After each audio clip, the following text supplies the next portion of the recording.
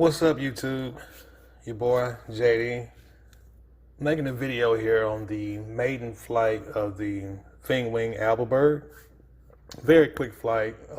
Been trying to fly this plane for weeks now, but the weather's just been too bad. I mean, it's been raining or too cold, and this time change, of course, just throw my timing in a loop.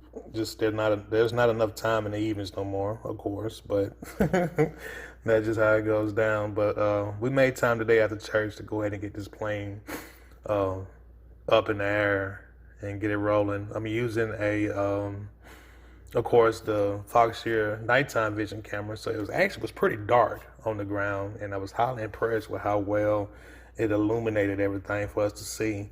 But as you can see here, on launch, the plane gets up to right about 40 amps, 39 so, and the plane is pitching up and down right there, as you can see. That's mainly because of me and my big thumbs on the sticks. I had the rate set to 100% on the aileron and the elevator. But I quickly, once I noticed that, I dialed it down. I flipped the switches on the dual race to 70% on both of those settings. And that seemed to be just perfect to be able to bank the plane and climb and all that good stuff. 70% is plenty enough. But immediately I noticed that this was a pretty smooth flying plane. The plane itself was pretty good.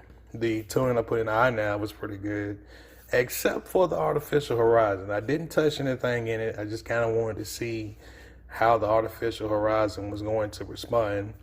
And it was everything that people said it would do. It's horrible. It's just a crazy delay, and it never goes back center the way it should. You know, like at this point I'm flying straight, but you can kind of see it drifts off here and there. And especially when I make a hard bank and come out of it, will be banked. And that's just not good. I mean, it throws me off because it's in my face. I'm looking at it, and we're going to get that fixed pretty quick. But in this flight, I am using, as I mentioned, as you can see, the background here. It is pretty dark out there. This is the Foxeer Supercat Starlight camera. First flight I've done with this camera, and it's doing a really, really great job for the most part of it. But back to the plane though. You can see my amps kind of going up and down. I'm not really focused on cruise speed right now. I'm just overall just checking the plane out. But I will say for sure that Finwing and the other people that posted videos showing OSD footage about this plane flying at 4 amps, they are absolutely right.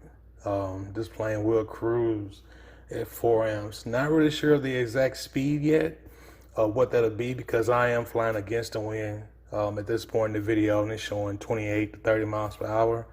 But just me guessing with this headwind I had, I would say this plane would probably cruise at 4 amps around 35 miles per hour on a good no wind day, you know, or super light wind day, you know, like 5 miles per hour or something like that.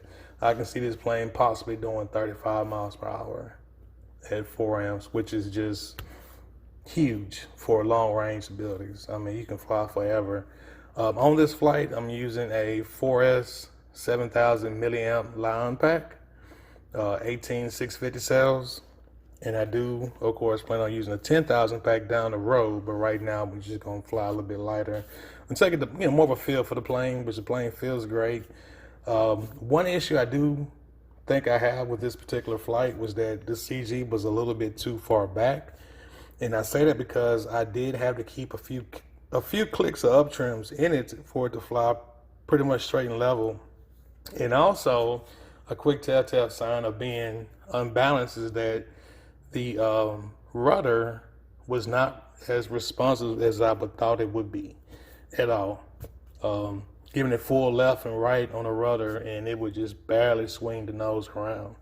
So I'm assuming that is most definitely a CG issue, and I will most definitely move the battery just a little bit more forward on the next flight, and and see how that works out. And I can't recall the exact placement of the CG right now, but I am using the markings that's under the wing. I'm just not sure if it's the first, second, or the third marking I'm using in this flight.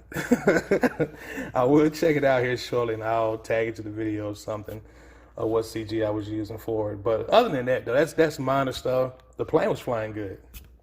is within that CG range. And other than the rudder, it's flying good. No problems there. But I will stop rambling here and let you guys watch the rest of this video. You can fill it out for yourselves. And so far, again, all thumbs up for the Finwing Albabird. Great plane. Can't wait to fly again. But if you guys have any questions, hit me up. Peace and love.